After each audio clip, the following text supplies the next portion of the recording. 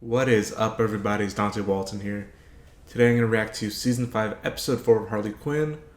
But before we get things started, make sure to leave a like, comment down below, subscribe for more content like this coming soon.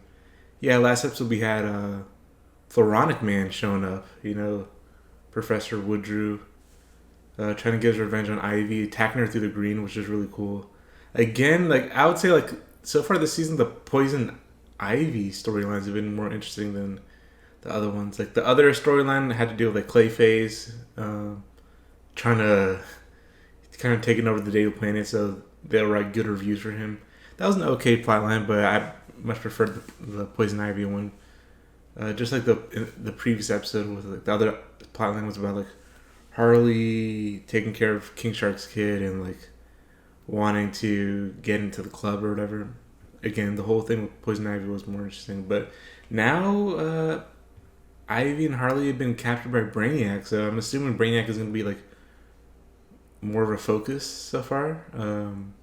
There's no Lena Luthor last time, so maybe there's where Brainiac steps up to be kind of the overarching villain here. I still think Lena Luthor's up to something, but we'll see. We'll see how they got out of this one.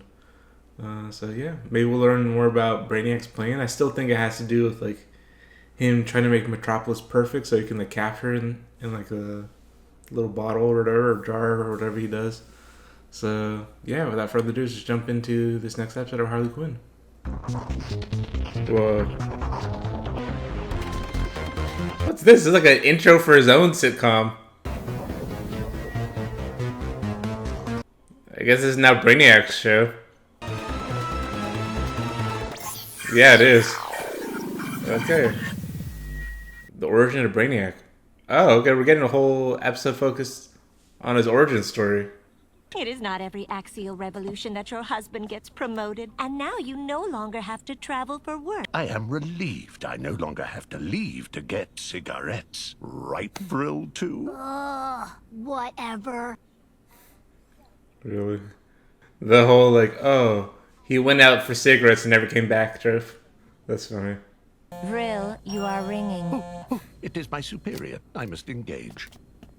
All he fixates on is his occupation. Coco's kind of funny. Coco, it is beneficial he was not in the vicinity where he could absorb that output. I honestly don't know Brainiac's backstory, but I didn't know they're seemed like cyborg people, basically. You will journey to BRANIAC that is in possession of a weapon known as the Hyper Ray, which has the ability to decrease the size of both organic and inorganic matter. It is satisfactory to know none has come close to Kolu's 99%. And with your new position, you can finally fix that 1%. But 1% is such an insignificant amount, a variable hardly worth acknowledgement. Spoken like a true government official. So I wonder if he found the ray and just didn't return back to his home planet. Or does he have some sort of tragic backstory, like his family were killed or whatever, and he betrayed the government? I don't know. We'll see. I have unease about Vril too. Perhaps it is just adolescent digital humanoid defective. That's funny.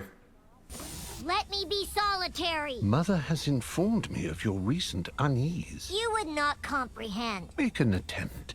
If you are excreting from your anatomy, this is perfectly normal and... Repulsive! You think you comprehend everything. That is because I do. Non-viable! Viable. I like how it's the stereotypical, angsty teen, oh, you wouldn't understand, but in this highly verbose, I hate you. I wish you would power down. robotic way of speaking. You have successfully vocalized the lack of pride in your offspring. Get out of my room. It is my room, as the last time I checked, you did not have the credits to purchase anything.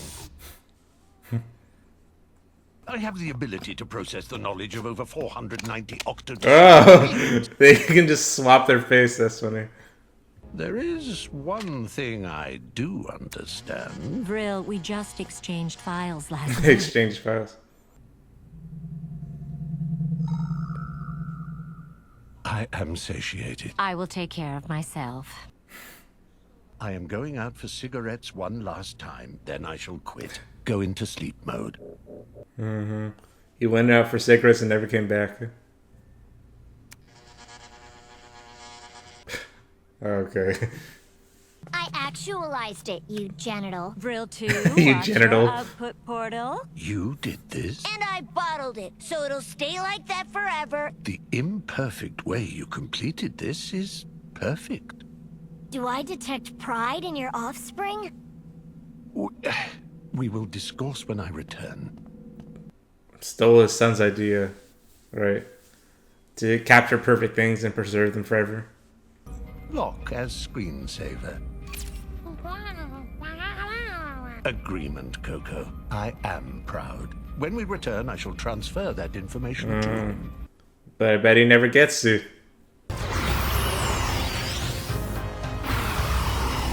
The analysis and acquisition is complete. Coco, let us return home. Non-viable. No. Huh. Impossible. What happened to his planet? So he wasn't gonna betray them. Something just happened to his planet. There is no being dispatching in all of Kolu. What happened? Kolu, one variable. Mr. Star. Unaccounted for. No. Oh. The 1% that was imperfect that caused the destruction of the whole world. Okay. I see. So that's why he Inanimate. that's why he wants perfection. I shall forever drift in the cosmos, raging against imperfection. Okay. I wonder how close that is to his like comic Finally, origin story. the planetary core is unstable. Krypton, okay. Perhaps we could salvage the planet's most advanced municipality instead of the planet itself. Okay. So that's why he's trying to take Metropolis. Like, just take Metropolis. Instead of the whole of Earth. Kind of like what he did to Krypton. These citizens are lucky, Coco. Thanks to us, they will not have to face the suffering the future had in store for them. It is perfect. Of course, time will destroy its perfection, Coco. But we cannot freeze time. Or can we? Yep, shrink it down. Also, like, perfect according to, like, what calculations? You know what I mean? Isn't that, like, kind of subjective? So who's determining what's perfection or not? Whoa. So they're literally frozen in time, like, in stone. Okay. Thought, like, maybe somehow they'd be, like, living in there, but tiny, but I guess not. Finally, the universe has revealed my destiny. So I guess he has like some altruistic intentions, I guess. Like in his mind, he's doing something good, but it's also kind of messed up. He's saying he wants to like save them from a fate of destruction of the planet, but are these people dead or what? I don't know. I still kept them as a screensaver. Affirmative. Affirmative. Affirmative. Faster. Oh, okay, so this is like... Share those files all over him, you filthy... Coco! I thought you were in nap mode. Gary! It reminds me of that. I was just looking for the sports channel. Non-viable. 8% perfection, Earth. The terrestrial composition is adequate. However, the beings themselves... 2% intelligence. This is the most unadvanced civilization I have ever encountered. Wow. His biggest project yet. The most exceptional place on an unexceptional planet. This would be quite the challenge.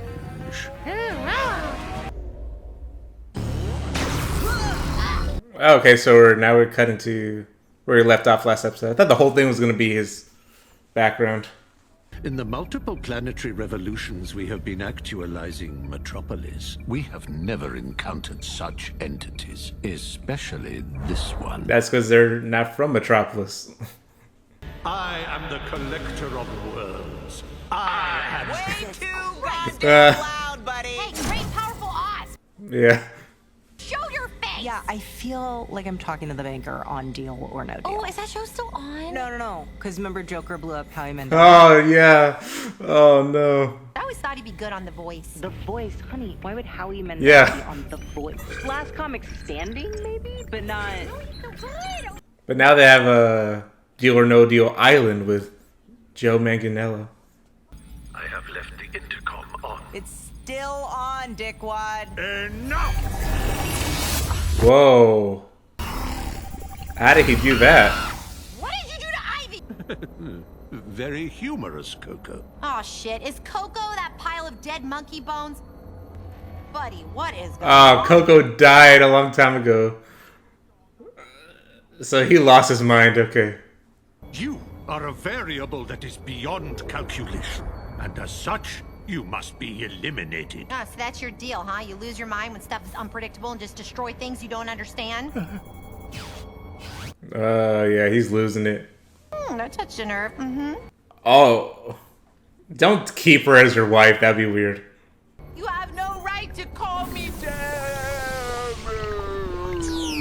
Goodbye, creature of chaos. Stop it, Brainy! Ah, Lena is working with Brainiac. Let her go. Remember our agreement. I take care of the humans, you take care of everything else. Plus, I like her. And you said I could have what I like. You wouldn't want me to, I don't know, tip off the humans to the little plan for their city, now would you? I will return her and her companion. None the wiser? As per usual. This is the best part. This is the best part.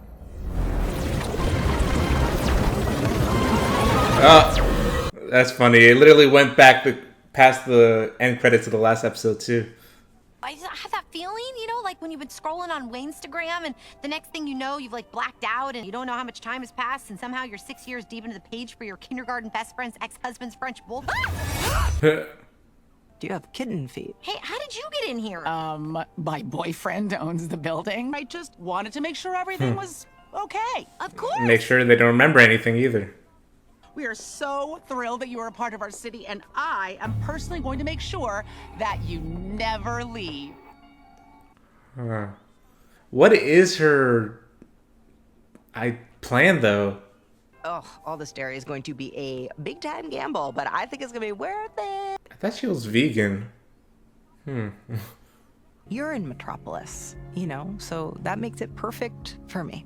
Aw, babe. Plus, they have that place that makes vegan kebabs. So is she vegan or not? Because like, Those pepper jack and vegans Brie don't eat sliders are dairy. racing the 7-layer grilled cheese bites for the exit. or maybe she meant Harley was eating dairy. I don't know. For some reason, I just felt like a cup of cocoa. It's in her subconscious. Cup of cocoa. Interesting. Alright, so that was season 5, episode 4 of Harley Quinn. It was interesting seeing the origin story of Brainiac, actually. The joke about them, like, speaking, such a verbose and proper way, it was kind of funny, but sometimes it got old, but it did come back around, especially when his son called him, like, a genital. That was actually kind of funny, but yeah. The joke got a little bit, it wasn't that funny to begin with, but there were definitely moments where it was funny. But, yeah, it was kind of like what I suspected, where he wanted to make Metropolis perfect so he can preserve it. He did have the tragic origin story there. He's definitely losing it. I did not expect the twist of Coco actually already having been dead for who knows how long. Because who knows how long he's been doing this mission either, of just going around collecting worlds. He had a lot of worlds now, so, or at least a lot of cities. Because, yeah, he sees, like, oh, if I can't, like, save the whole world, at least I can save a piece of it. And that Earth is, like, one of the least viable planets he's ever seen. Like, 8% perfection rating. Intelligence was 2% for the inhabitants. But Metropolis was a 20% perfection, which was, like, the best of, like, the whole Earth. So, makes sense he's doing that. But what I want to know is, what does Lena Luthor get out of this? Is it just, like, for Metropolis to be taken away because that's the home of Superman, and especially because Superman's been sent away. Oh man, Superman was sent away, or like convinced by Harley to take a vacation. So, wonder if he's gonna get back to try to save them or not. I don't know. But yeah, why does she want Harley and Ivy to stay here too? Does he want to like get rid of them because they took down Lex Luthor or something? Or I don't know. Like he wants to make sure that they're in Metropolis, so like whenever he captures the whole city, that they're in it too. Maybe that's what it is, but maybe she has her own motive separate from Lex Luthor. You know, maybe it has nothing to do with Lex at all. But yeah, I'm curious to see that. I did like Stephen Fry as the voice of Brainiac. He plays him, that version of the character, pretty well too. But I honestly didn't know anything about Brainiac's backstory, so I wonder how close this is to the comic backstory. And I didn't know they were like androids or something like that. Well, that was like interesting to see too. But yeah, I'm curious to see how this season's gonna progress. Lena Luthor was a villain, like I suspected. Yeah, but I do like how, like, even though he kind of like,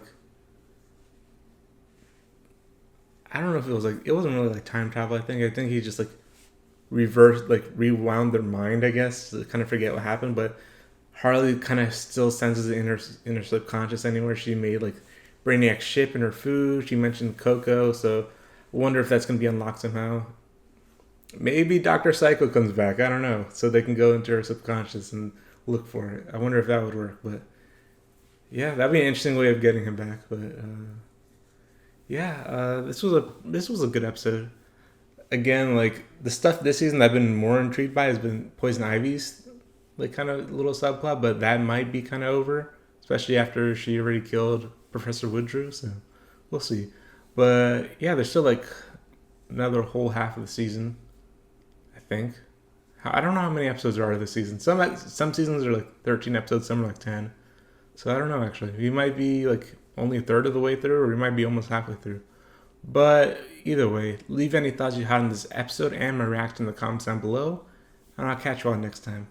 Bye.